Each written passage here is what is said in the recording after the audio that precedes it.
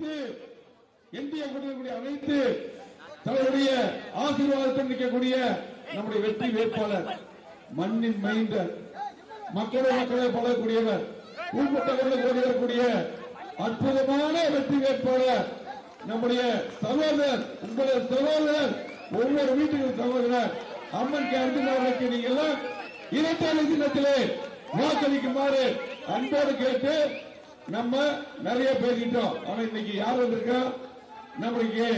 நம்முடைய அண்ணாமலை அன்பு சகோதரர் வந்திருக்காரு. இன்னைக்கு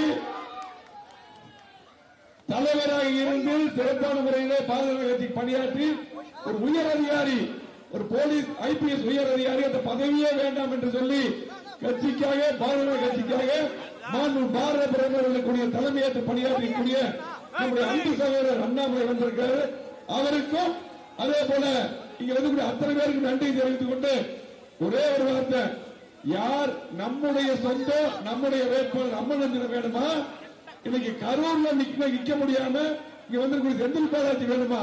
உங்களுக்கு தெரியும், அம்மன் அர்ஜுன் பத்தி தெரியும், செந்தில் பாலாஜி தெரியும். ஆகிய நீங்க எல்லாம் இரட்டை சின்னத்துக்கு வாக்களிக்க அன்போடு கேட்டு நம்முடைய அன்பு சகோதரர் அண்ணாமலை அவர்கள் இப்பொழுது பேசுவார்கள். அன்பார்ந்த பெரியவர்களே, தாய்மார்களே, ஒரு சரித்திர சாட்சியாக இங்கே நின்று கொண்டிருக்கின்றோம். கோயம்புத்தூர் தெற்கு பகுதியினுடைய அன்பு சொந்தங்களே, வாக்காளர் பெருமக்களே, இந்த பகுதியினுடைய நாயகனாக தொங்கு பகுதியில 21 சட்டமன்ற தொகுதியினுடைய பொறுப்பாளராக கோயம்புத்தூர் வளர்ச்சியினுடைய பங்குல ஒரு பெரிய பங்கை ஆற்றிக்கொண்டு தொடர்ந்து கோயம்புத்தூர் மக்களுக்காக, இந்த பகுதியினுடைய மக்களுக்காக எப்பொழுதும் வாழ்ந்து கொண்டிருக்கக்கூடிய அருமை அண்ணன் எஸ்பி வேலுமணி அவர்கள் நம்மோடு இருக்கின்றார்கள். நம்ம ஆதரித்து பிரச்சாரம் செய்து கொண்டு வந்து கொண்டிருக்கின்றார்கள் அருமை சொந்தங்கள். அதே நேரத்தில் நீங்க கோயம்புத்தூர் தெற்கு தொகுதியில மே 4ஆம் தேதி ஒரு பெரிய அரசியல் சரித்திரத்தை படைக்க தயாராக கொண்டிருக்கக்கூடிய நம்முடைய வெற்றி வேட்பாளர் அம்மன் அர்ஜுன் அவர்கள் நம்மோடு கொண்டிருக்கிறார்கள். அருமை சொந்தங்கள், நமக்கு தெரியும் அலிபாபாவும் கரூரிலிருந்து தோல்வி பயத்தால் கோயம்புத்தூருக்கு வந்து ஜனநாயகத்தை பணநாயகத்தால் விலைக்கு வாங்கிவிடலாம் என்கின்ற நம்பிக்கையில் நின்று கொண்டிருக்கின்றார்.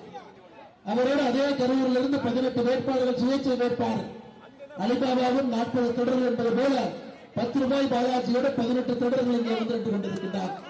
கடந்த 2 நாட்களாக கோவை நகரில் நடக்கக்கூடாத சம்பவத்தை எல்லாம் பார்த்துக் கொண்டிருக்கின்றோம்.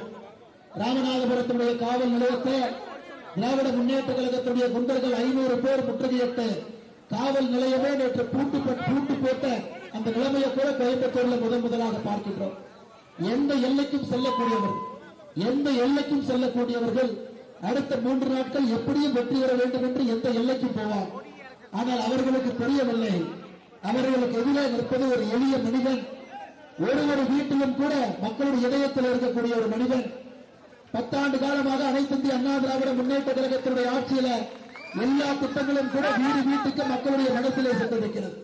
ஆனால் அருமை சொந்தங்களே, கண் துஞ்சாமல் நாம் செய்ய வேண்டிய பணி அடுத்த 2 நாட்களும் கூட இங்க யார் இருந்தாலும் கூட எல்லோருமே அம்மன் அர்ஜுன் என்று நீங்க ஞாபகம் வச்சு. அருமை சொந்தங்களே, நீங்க யாராக இருந்தாலும் எப்படிப்பட்ட மனிதர்களாக இருந்தால் எல்லோருமே உங்க கையில் ஒரு செல்போன் இருக்குது, தெரிஞ்சவங்களுக்கு போன் பண்ணு. யாரெல்லாம் உங்க கான்டாக்ட் லிஸ்ட்ல இருக்கிறாங்களோ தமிழகத்திலே கோயம்புத்தூர் தெற்கு தொகுதி அனைத்து இந்திய அண்ணா திராவிட முன்னேற்ற கழகம் அண்ணன் அர்ஜுன் அவர்கள் வெற்றி பெறணும், இரட்டையில் இந்த தொகுதியில் வெற்றி பெறணும் சொன்னங்களை காரணம், ஒரு முறை இந்த விஷக்கிருமிகளை உள்ளே விட்டுவிட்டோம் என்றால் கேன்சர் கட்டியை போல ஒரு இடத்துல வந்து வேகமாக பரவி உடல் முழுவதும் பிரயோகப்படும். அதனால் இந்த கேன்சரை ஏற்படுத்தக்கூடிய கிருமிகளை இந்த தேர்தலில் நிராகரிச்சோம்னா தமிழகத்தினுடைய ஜனநாயகமே புனிதமாகிவிடும் அருமை சட்டங்கள். அதனால் பெரிய நம்பிக்கை இருக்கிறது. உங்களை எல்லாம் பார்க்கும் பொழுது எழுச்சியோடு இங்கே வந்திருக்கின்றோம்.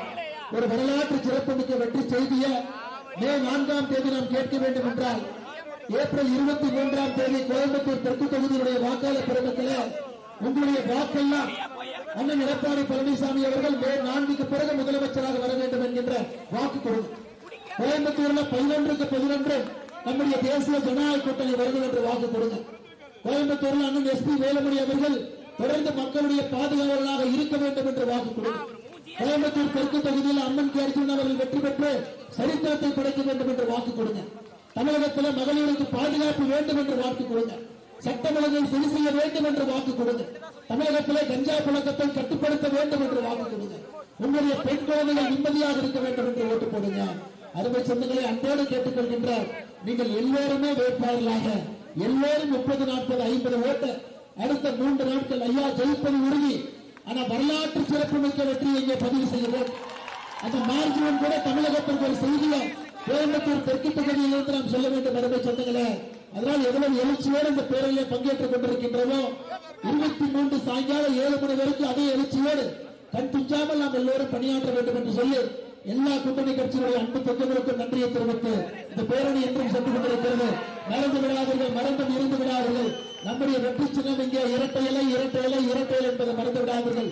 வெற்றி வேட்பாளர் அம்மன் கே அர்ஜுனன் அம்மன் கே அர்ஜுன் அவர்கள் அம்மன் கே அர்ஜுன் அவர்களை மறந்து விடாதீர்கள். வெற்றி சின்னத்தை நீங்கள் 4ஆம் தேதி சரித்திர செய்தியாக சொல்லுங்கள். பாரத் மாதா கி